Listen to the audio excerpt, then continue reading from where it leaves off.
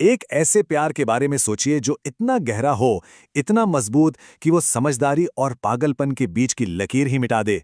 जी हाँ, यही है ईश्वर पेटलीकर की क्लासिक कहानी माँ का सार।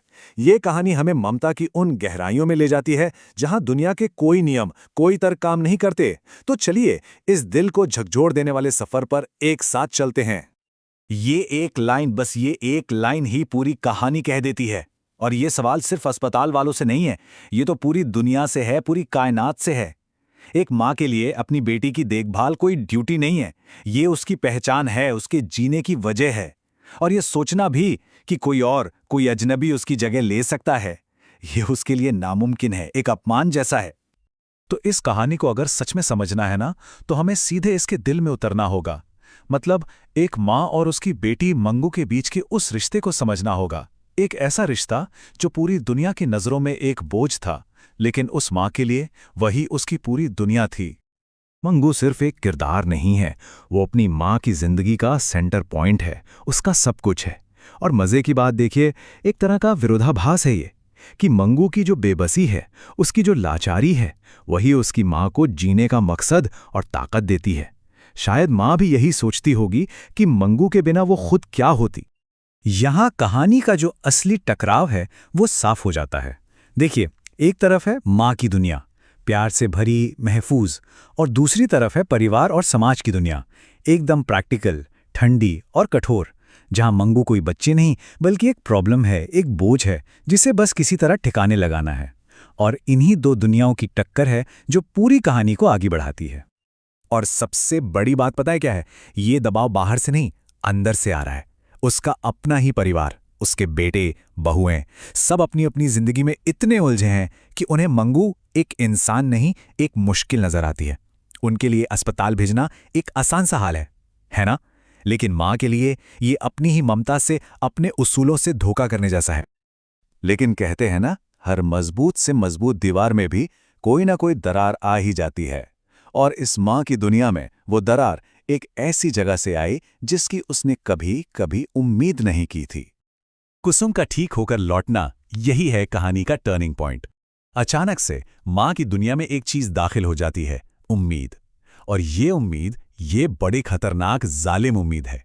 क्योंकि पहली बार माँ को ये सोचना पड़ता है कि कहीं उसका प्यार, उसका ये सुरक्षा कवच मंगू की मदद करने के बजाय उसे रोक तो नहीं रहा। सोच कर देखिए, एक माँ के लिए इससे ज्यादा डरावनी सोच और क्या हो सकती।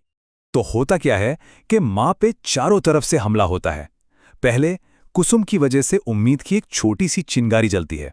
फिर गांव वालों की सलाह का शोर शुरू होता है। और आखिर में सबसे बड़ा वार, उसके अपने बेटे का जोर डालना। और माँ हार मान लेती है। लेकिन ये सिर्फ हारना नहीं था, ये एक तरह का मजबूरन सरेंडर था। वो इसलिए नहीं मानती कि उसे ये सही लग रहा है, बल्कि इसलिए क्योंकि अब उसमें और लड़ने की हिम्मत ही नहीं बची थी। तो ऐसी हालत में कोई क्या करेगा? माँ के लिए ये कोई दिमागी फैसला नहीं था, ये दिल की लड़ाई थी। एक तरफ इंस्टिंक्ट थी अपने बच्चे को दुनिया से बचाने की, और दूसरी तरफ इंस्टिंक्ट थी अपने बच्चे की भलाई के लिए कुछ भी कर गुजरने की। और अंत में मंगू के लिए एक बेहतर जिंदगी की वो छोटी सी दर्द भरी उम्मीद जीत जाती है। और अब कहानी उस मोड़ पर आती है जहां से वापसी बहुत मुश्किल है। वो हिस्सा जो सबसे दिल दहला देने वाला है, विदाई। वो पल जब एक माँ को वो करने पर मजबूर किया जाता है जिसके खिलाफ उसने अपनी पूरी जिंदगी जंग लड़ी थी। अस्पताल तक का वो सफर नहीं, एक खामोश सजा है। सड़क पर चलती गाड़ी का हर 1 किलोमीटर उसे अपने ही वादे को तोड़ने के करीब ले जा रहा है। और उसकी खामोशी, वो किसी भी चीख से ज्यादा शोर कर रही है। ये उस इंसान की खामोशी है जो अपने ही दिल को निकालकर किसी और के हाथ में दे रहा हो, सिर्फ इसलिए क्योंकि किसी ने उसे यकीन दिला दिया है कि यही सही है। और जैसे ही वो अस्पताल पहुंचते हैं, माँ के सब्र का बांध टूट जाता है। उसका सारा दबा हुआ डर, उसकी सारी चिंताएं हिदायतों के एक सैलाब की तरह बाहर आती हैं। वो अपनी पूरी जिंदगी के प्यार को, अपनी समझ को चंद नियमों की एक लिस्ट में समेटने की कोशिश कर रही है।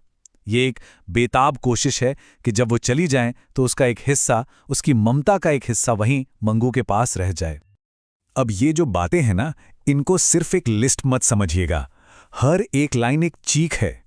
उसे दाल के बिना रोटी अच्छी नहीं लगती का असल मतलब है, क्या तुम उसका वैसे ख्याल रखोगे जैसा मैं रखती हूं? रात को उसके कपड़े बदल देना का मतलब है, क्या तुम उसकी इज्जत की परवाह करोगे? और देखना, उसे कोई मारे नहीं, ये सबसे गहरी चीख है, जिसका मतलब है, क्या तुम उसे वैसे ही बचाओगे जैसे मैं हमेशा बचाती आई हूं? नर्स ने तो शायद अच्छे मन से ही तसल्ली देने के लिए ही ये कहा होगा, लेकिन सोचिए, मां के कानों में ये शब्द कैसे लगे होंगे। ये शब्द उसके लिए उस जुदाई पर एक आखिरी भयानक मोहर की तरह थे कि बस अब कोई और उसकी जगह ले रहा है। और ये सच बर्दाश्त से बाहर था। तो मंगू तो चली गई, पर कहानी यहां खत्म नहीं होती। असल में कहानी का सबसे दर्दनाक हिस्सा तो अब शुरू होता है। आखिर जब एक सूरज से उसका ग्रह ही छीन लिया जाए, तो उस सूरज का क्या होता है? वो बिखर जाता है। मंगू को अस्पताल में छोड़ने के बाद घर लौटना वो घर वापसी नहीं थी, वो एक ऐसी खामोशी में लौटना था जो आपको अंदर तक कुचल दे। घर सिर्फ खाली नहीं था, वो घर अब एक इल्जाम बन चुका था। हर कोना, हर दीवार चीख चीख कर मंगू की गैर मौजूदगी का एहसास दिला रही थी। और फिर वो रातें शुरू होती हैं। पहली रात बस चिंता में कटती है, नींद नहीं आती।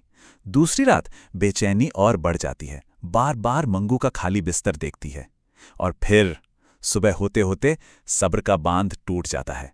उसका दिमाग, जिसे अब तक मंगू के देखभाल के मकसद ने संभाल रखा था, वो पूरी तरह से बिखर जाता है। और आखिर में एक ख्याल, बस एक ख्याल उसे तोड़कर रख देता है।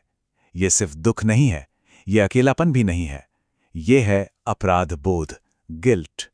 ये एहसास कि उसने, एक माँ ने, खुद अपने हाथों से अपनी बच्ची को छोड़ दिया। ये एक ऐसा जहर था जिसका मुकाबला उसका दिमाग, उसका दिल नहीं कर सका। और यही कहानी का सबसे बड़ा दिल तोड़ने वाला आयरनी सामने आता है।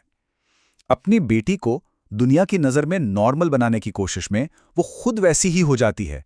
मंगू को खोकर वो खुद मंगू बन जाती है। और इस तरह एक सबसे दर्दनाक तरीके से ये कहानी का चक्र पूरा होता है। तो आखिर में ये कहानी हमें एक बहुत बड़े सवाल के साथ छोड़ जाती है।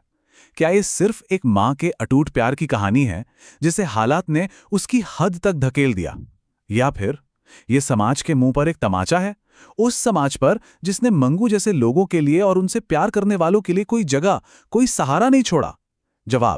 जवाब शायद आसान नहीं है, पर यह सवाल जरूर हम सबके साथ हमेशा रहेगा।